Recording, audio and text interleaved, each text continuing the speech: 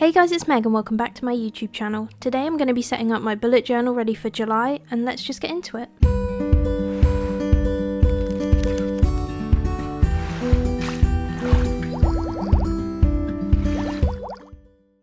So my theme for July is very much inspired by The Summer I Turned Pretty, which if you haven't seen it you definitely need to because you're missing out, but it has such a pretty and summery aesthetic that as I'm currently rewatching it, I just felt like it would make a really nice inspiration for a bullet journal theme. The aesthetic is light blues, nautical, shells, very pretty and elegant, bows, think summer in the Hamptons, aesthetic coastal homes, that kind of thing. So that is what I've tried to capture throughout this bullet journal setup. And although the cover page I decided to go quite simple, I feel like it really sums up that aesthetic that I'm going for. The light coloured blue and white stripes in the background, and also the shell with the kind of sketchy colouring in vibe, just really works, and I'm really happy with how it turned out. I feel like capturing a theme is all in the tiny details, and so I went with the serif style font for the title because that's what's used in the title credits in the series.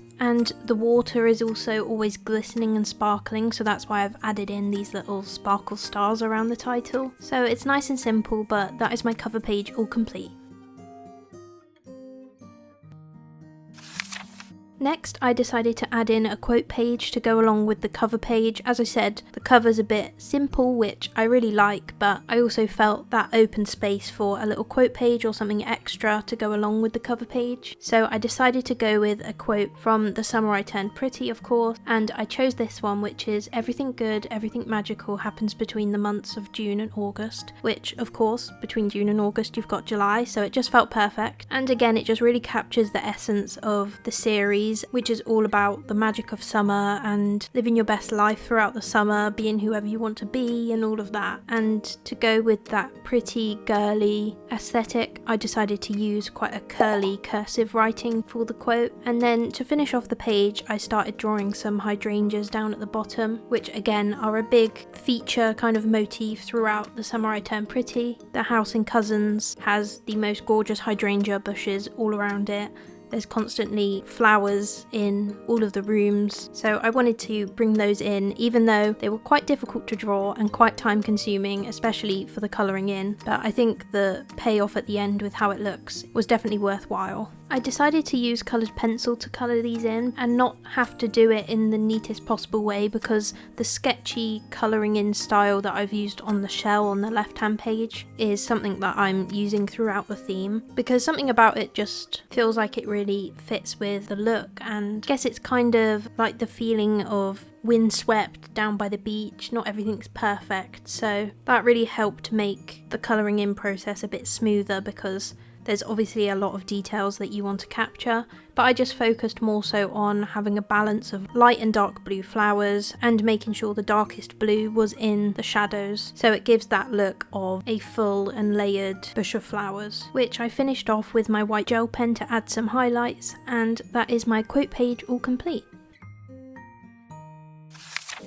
Next up is the calendar page with my habit trackers. So I started off by recreating that serif style font from the cover page in the top left hand corner, which I like to do because it just feels like it completes the calendar page. And usually there is a gap either at the start or at the end where the days of the week don't start on a Monday or finish on a Sunday. So adding in the title or some illustrations are a really good idea to use up some of that space and make the spread look a little bit more complete. As I did last month, I decided that adding the habit trackers to the calendar page works really well because I like to use mini calendars as my habit tracking style, so I can mark off the days that I've completed my habits, and by including it on the calendar spread page, it means I can see clearly which day and which date I'm marking off, because I can just look over to the calendar which has all the days and the numbers quite clear. So that's something I've incorporated again this month. And the habits I'm tracking this month are meditation, getting to sleep by midnight, and also my workouts. Then I filled in the background with the light blue stripes again, and for this I've been using my Artex acrylic markers. I was planning to use my Tombos, but I didn't have quite the perfect colour blue that I wanted, but the acrylic markers have worked really nicely as well because they give such a bold, opaque colour that works well for a background like this.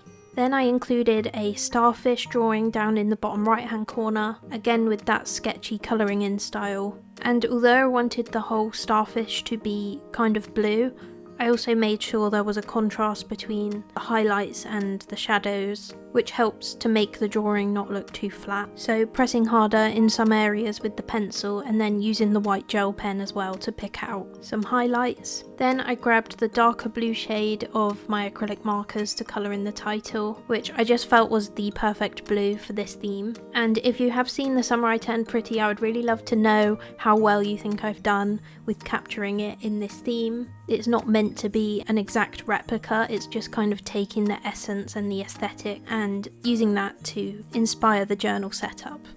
But then I just added in the little sparkles around the July title and used the blue fine liner to write in the days on the calendar. Finished off with adding a few little highlights on the bow in the top right hand corner, and that is the calendar and habit tracker page all complete. Next up is my mood and sleep tracker page, and I'm going for a very similar stylistic setup to the calendar page. So that's having the blank space with kind of the info in the middle of the page, and then I'll be doing the striped background again because I really like how that looks, and not all of the pages are suitable for that sort of background, so I just wanted to use it wherever it felt appropriate. And as you can see, I've gone with a graph style for both of the trackers this month. I don't think I've actually done a graph style mood tracker before, and if I have, then it's long enough ago that I can't remember. I normally go for the more arty kind of classic bullet journal style mood trackers where you draw little illustrations and colour them in to represent the mood, but I'm not sure why, I just felt like having two graphs for this month. It just felt like it would work quite nicely in the blank space on the striped background. And they're both just really simple graphs with the days of the month across the x-axis going from left to right, and then the scale up the y-axis for the mood tracker is 0 to 10 for rating my mood, 10 being really good, and the sleep tracker has the same x-axis, and then the y-axis is showing the number of hours slept, so I've put that up to 11, but that is my very simple sleep and mood tracker all complete.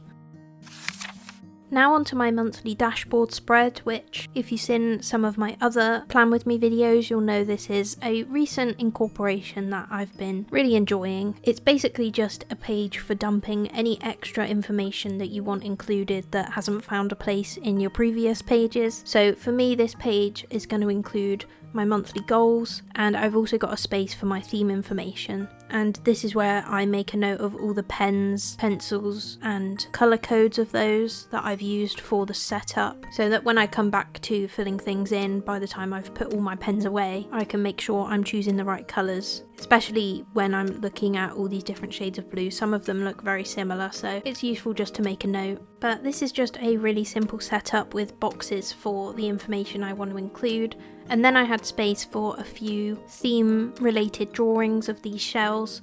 Unfortunately, my camera wasn't filming the first one that I coloured in, but hopefully you get the idea. And that is my dashboard spread all complete. And the final page in this setup is going to be a gratitude log, which is a really easy page to get set up.